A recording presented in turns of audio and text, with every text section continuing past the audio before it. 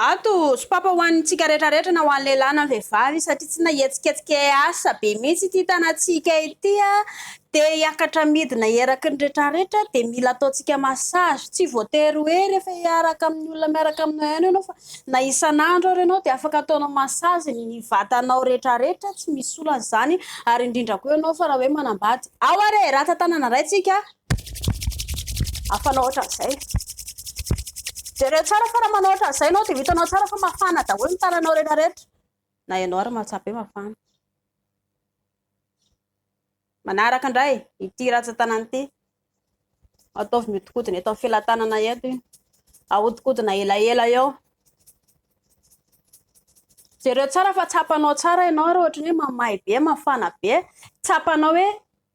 rehefa le mafana le rantsan-tanantsika iny dika izay dia miasa tsara ny lalan-drà ao anatintsika ohatr'izay ihany koa ny rantsan-tanana anankiray alefa ahodikodony tsapanao hoe mafana tsara izy dia ny dikan'izay zany ilay lalan-drà ao anatin'ny tananao ao miasa tsara ahodiny elaela mandritry ny 30 sekondra raha aingana indrindra tsapanao tsara so fa malefaka tsara ny rantsan-tananao so felan-tananao rehetrarehetra na ho an'ny lehilahy na ho an'ny vehivavy ny tiako lazaina eto indray ahodikodiny elaela mihodina